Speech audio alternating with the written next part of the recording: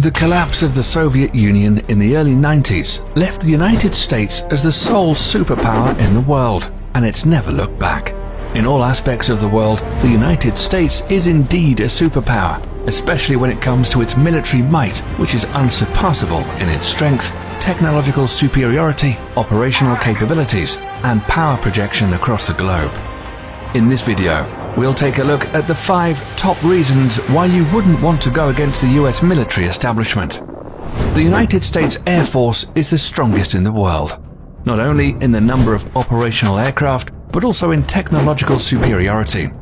The country currently operates a total of over 15,000 military aircraft, combining all the branches of the military service, including the US Navy, US Army, Coast Guard, and the US Marines.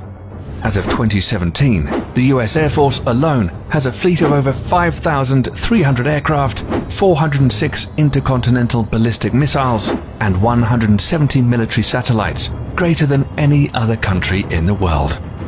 The USA has the largest number of stealth aircraft designed to be silent killers and untrackable by the radar defense systems of most countries in the world. Some of these stealth aircraft include air superiority fighters, such as the F-22 Raptor and the F-35 Joint Strike Fighter, heavy bombers, such as the B-2 Spirit. In fact, the United States pioneered this technology in the 1980s with the introduction of the F-117 Nighthawk stealth attack aircraft. Stealth aircraft are designed to avoid detection using a variety of technologies that reduce radar reflection from ground, sea, or air-based radar antennas, thereby reducing its radar cross-section, or RCS. This revolutionary technology allows a 5th-generation aircraft, such as the F-22 Raptor, with a max takeoff weight of 83,500 pounds, to have a radar cross-section of just 0.0001 meters squared, about the size of a bumblebee. What's more insane is that the massive B-2 bomber also has the same radar cross-section as the F-22 Raptor. Thus, it becomes extremely difficult to track stealth aircraft. Even if the enemy spots them on their radar scopes, it's a whole other story to successfully track them and register a missile kill. The whole idea behind this technology is to break the chain in which a conventional surface-to-air missile defense system works. It's the same reason countries like China and Russia are also hard at developing their own stealth fighter, the Chengdu J-20 and the Sukhoi Su-57, respectively. These aircraft will allow the US Air Force to assert its air superiority over any battlefield of the future, and we all know that control of these skies is the biggest decider in any war. The next reason why any country going to war with the US military should think twice is because of the strength of the US Navy and its dominance over the world's ocean, especially the Navy's supercarriers. The US Navy currently operates 11 nuclear-powered Nimitz-class supercarriers, which is the largest aircraft carrier fleet in the world. The only Navy that can come close in terms of technological advancement is probably the Royal Navy of the United Kingdom, but they only have 2 operational carriers. The Nimitz class of carriers has a displacement of over 100,000 tons and can carry a complement of up to 70 aircraft. They're literally a floating small town in the ocean with its own airport. The Nimitz class carriers in themselves are extremely potent offensive weapons, but the way they operate in what is called the carrier strike groups makes these ships even more deadly. A carrier seldom deploys alone. There are always a fleet of surface and underwater assets surrounding them and forming a strike group. These include guided missile cruisers, a destroyer squadron, attack submarines, and other support vessels. Together, they project the power of the carrier and at the center of the group forward towards the enemy. While the carrier is carrying out its offensive role with the use of its air wing, the other ships are responsible to protect its flanks against any enemy attack. This combination of offensive and defensive strategy makes the US carrier strike group almost impenetrable. The United States Navy maintains 9 such carrier strike groups, 8 of which are based in the United States and 1 that's forward deployed to Japan. For over 50 years, this has been the principal element of US power protection, and the Nimitz class of supercarriers are at the center of it all. Despite this, the US is currently in the process of developing a new class of carriers called the Gerald R. Ford class, intended to replace the Nimitz class ships. This new supercarrier will be even more technologically advanced and is expected to continue US dominance of the oceans well into the late 21st century. The third reason why you shouldn't fight the US military is their massive stockpile of nuclear and conventional intercontinental ballistic missiles, or ICBMs. The ICBM plays the role of the land leg in the US nuclear triad, along with the Trident submarine-launched ballistic missile SLBM and nuclear warheads carried on long-range strategic bombers. ICBMs are launched from ground-based missile silos, achieving high suborbital spaceflight, approximately 1,000 miles above the surface of the Earth. The body of the missile then separates from the warhead, which re-enters the atmosphere and free falls to the assigned target at hypersonic speeds. The US military currently operates 400 ICBMs from its base in Wyoming, Montana, and North Dakota. The LGM-30G Minuteman III is the only type of ICBM that is currently operational in the US. The Minuteman III family of ICBMs were first developed in the 1960s as a response to the Soviet nuclear threat. Throughout the Cold War and beyond, these missiles have undergone constant modernization.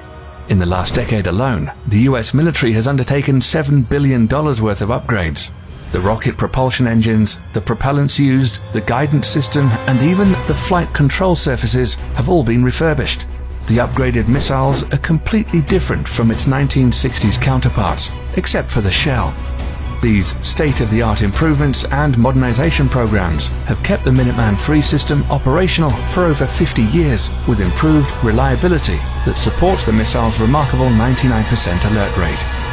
The latest versions of the missiles have a range of over 8,000 miles, which is greater than the diameter of the Earth at 7,917.5 miles.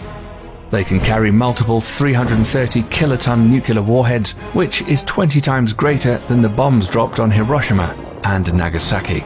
Not only that, each of these warheads can be assigned to different targets independently.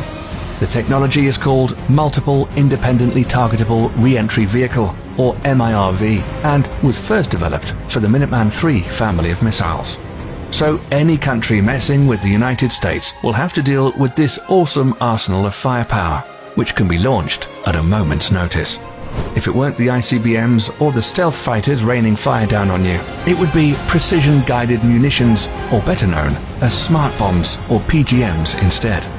This is another big reason why not messing with the US military is a good idea.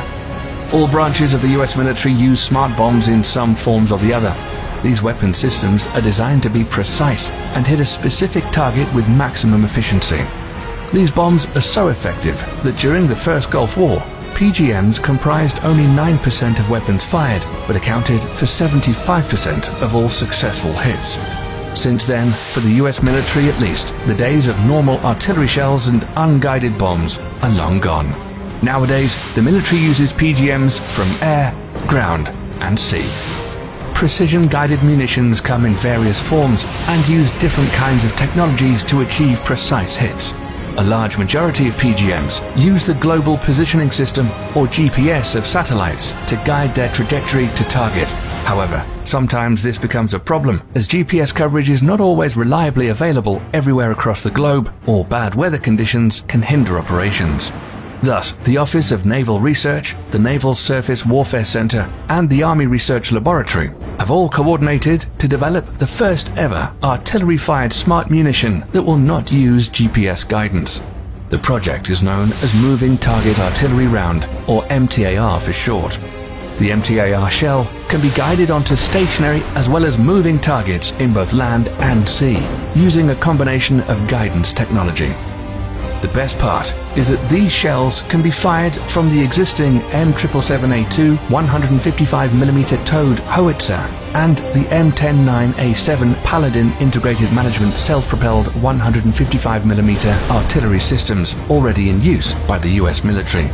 The shells will also feature an extended range of 40 to 60 miles using rocket boosters to propel them.